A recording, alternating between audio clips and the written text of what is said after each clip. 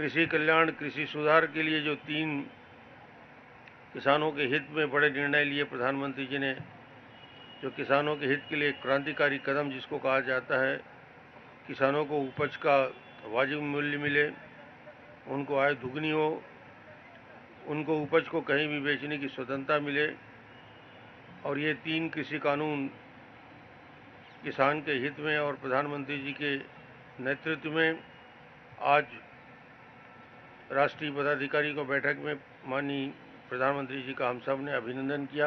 राजनीतिक कारणों से आंदोलन को लंबा खींचने की बातें हो रही है और ये सिर्फ और सिर्फ राजनीति की प्रेरित है। देश का किसान इससे खुश है। अलग अलग राज्यों में इसका जबरदस्त रूप से स्वागत हो रहा है, किसान संघ के द्वारा भी स्वागत हो रहा है और ये मुझे लगता है कि इस विशुद्ध रूप से कांग्रेस और कांग्रेस के समर्थित लेफ्ट के माध्यम से इस आंदोलन को जीवित रखने की साजिश है। सरकार को और सरकार में इन मुद्दों को देखने वाले लोग और ख़ासतौर से केंद्रीय नेतृत्व इस बात की गंभीरता को भी समझता है और वो सारे पक्षों से बात लगातार जारी है। आपने बयान 2 दिन पहले ही पढ़ा होगा कृषि मंत्री का। उसके पहले उन्होंने कहा कि रास्ते बातचीत के बंद नहीं हुए, कोई भी बातचीत करना चाहेगा, कृषि मंत्री हमेशा तैयार है और किसी भी फोरम में किसी भी मुद्दे को लेकर बात कर सकते हैं। हमने उस मामले को, पंजाब के किसानों की दिक्कत को भी या पूरे देश के किसान के मुद्दे को गंभीरता से लिया है। आज मुद्दा है कृषि बिल में दिक्कत कौन सा है, उस विषय को लेकर डिस्कशन में आए, उसमें क्या कमियां हैं उसको लेकर आए, उसमें क्या परिवर्तन और संशोधन होता है उसमें आकर बात करें। सिर्फ एक जिद यदि रहेगी कि इस कानून को वापस ले लिया जाए तो उसको कुछ बताए तो क्यों वापस लिया जाए। स्वामित्व योजना, प्रधानमंत्री जी ने एक बहुत महत्वपूर्ण निर्णय लिए। गांव में आवासीय संपत्ति का अभिलेख कहीं नहीं होता। ग्रामीण क्षेत्र के बारे में मैं आपको बता दूं कि वहाँ पूरा का पूरा आवासीय अभिलेख रहता है, एक ही खसरे में रहता है। व्यक्ति को इंडिविजुअल अपने आवासीय संपत्ति का अभिलेख चाहिए तो नहीं मिलता। पहली बार देश में हो रहा है कि आवासीय संपत्ति का अभिलेख सबको गांव में उपलब्ध होगा। और वैसे ही नई शिक्षा नीति जो माननीय प्रधानमंत्री जी ने लाया है और उससे महत्वपूर्ण जो सर्वस्पर्शी समावेशी बजट, और इस बजट को देश और दुनिया में जिस प्रकार स्वागत किया गया, यह बजट नए दशक के आत्मनिर्भर भारत की सुदृढ़ आधारशिला का शिलापट, ये एक प्रकार से विकास की अधोसंरचना के साथ साथ देश को विकसित आधारभूत अधिसंरचना, रोजगार के नए अवसर प्रदान करने वाला, रोजगार के अवसर सृजन करने वाला बजट से लेकर सुरक्षा में आर्थिक बुनियाद को मजबूत करने वाला,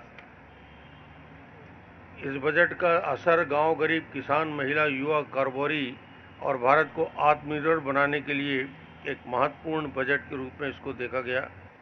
पदाधिकारियों को बैठक में बिहार के विधानसभा चुनाव के परिणाम के लिए और जिस प्रकार बिहार में एक नकारात्मक वातावरण बनाया जा रहा था, भारतीय जनता पार्टी के प्रति वहाँ के लोगों ने विश्वास प्रकट किया और एनडीए को 125 सीट मिली। जम्मू कश्मीर में भी ऐतिहासिक अनुच्छेद 370 हटाने के बाद जो चुनाव हुए, असली जीत जमहूरियत की हुई और जिला परिषद में जम्मू कश्मीर की आवाम ने कई मिथक को तोड़े हैं।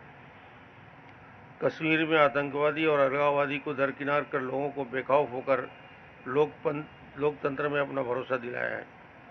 इसके साथ ही साथ आने वाले समय में 5 राज्य के चुनाव की चर्चा हुई। पश्चिम बंगाल, तमिलनाडु, असम, केरल, पुदुचेरी विधानसभा, और इस विधानसभा के लिए इस बार पश्चिम बंगाल की जनता का जो अपार समर्थन प्रधानमंत्री नरेंद्र मोदी के नेतृत्व में भाजपा को मिल रहा है, ये विश्वास प्रकट किया कि अलोकतांत्रिक, दमनकारी, तुष्टीकरण को पनाह देने वाली सरकार जनता त्रस्त हो चुकी है और भारतीय जनता पार्टी पूरे विश्वास के साथ ही चुनाव जीतने जा रही है।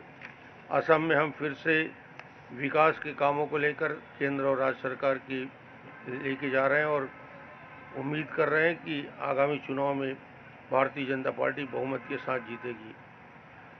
इसके साथ ही साथ अन्य क्षेत्रों में भी हमारा जनाधार बढ़ा है। तमिलनाडु और केरल में भाजपा ने संगठन को मजबूत किया है। पुदुचेरी में निश्चित रूप से भारतीय जनता पार्टी को नए विकल्प के रूप में देखा जा रहा है।